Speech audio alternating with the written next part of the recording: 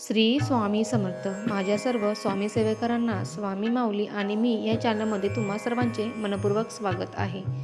तर हे बघा, आज छानपैकी देवारा मी फुलबिले वाहून घेतलेले आहे. तर आज मी तुम्हाला तारक मंत्राचं पाणी कसं करायचं याविषयी सांगणार आहे. बरेचसे जण चुका करतात तारक मंत्र पाणी करण्यासाठी, तर प्लीज तुम्ही तशा चढत्या चुका करू नका. तर तुम्हाला पहिले एक ग्लास भरून घ्यायचा आहे आणि 2 अगरबत्त्या पेटवून घ्यायच्या आहेत. तर त्या अगरबत्त्या पहिले तुम्हाला 3 वेळेस स्वामींना ओवाळून घ्यायचा आहे आणि आपली मनातली इच्छा बोलायची आहे. नंतर ह्या अगरबत्त्या ज्या आहेत तर त्या तुम्हाला अशा त्या भरलेल्या पाण्याच्या ग्लासमध्ये अशा धरून ठेवायच्या आहे आणि श्री स्वामी समर्थ, श्री स्वामी समर्थ हा जप तुम्हाला जोपर्यंत त्या अगरबत्त्या संपत नाही आहे, तो अंगारा पूर्ण पाण्यात पडत नाही आहे, तोपर्यंत हा मंत्र तुम्हाला बोलायचा आहे. जास्तीत जास्त अर्धा तास लागतो.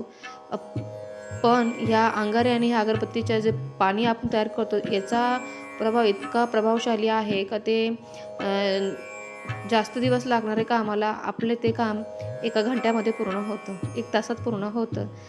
तर हे बघा, आता हे मी अगरबत्त्या इथं ह्या पाण्यावर अशाच पकडून ठेवल्या आहे आणि मी एकाकडे माझं श्री स्वामी समर्थ, श्री स्वामी माझा हा मंत्र जप चालू आहे. तर बघू शकता अर्ध्यावरतीही अंगारा म्हणजे अगरबत्त्या पेटून झाल्या आहेत, थोड्याशाच राहिल्या आहेत. तर एवढा अंगारा पाण्यात पडला आहे आणि हे पूर्ण आपण याच्यामध्ये हा अंगारा पाडून घेऊया. आणि हे पाणी तुम्ही जे कोणी आजारी आहे, सतत नवरा-बायकोची भांडणं होतात, आपलं पटत नाही, मुलंही घरात खूप चिडचिडपणा करतात, तर हे सर्वांना हे पाणी पाजायचं आहे आणि उरलेलं पाणी तुम्ही घरामध्ये शिंपडायचं आहे. तर हा साधा सोपा हा तारक मंत्राचा हे जे पाणी करण्याचा हा उपयोग आहे, तर तुम्हीच नक्की करा, ट्राय करा आणि अनुभूती घ्या आणि नक्कीच मला कमेंट करून सांगा. सर्वांना श्री स्वामी समर्थ.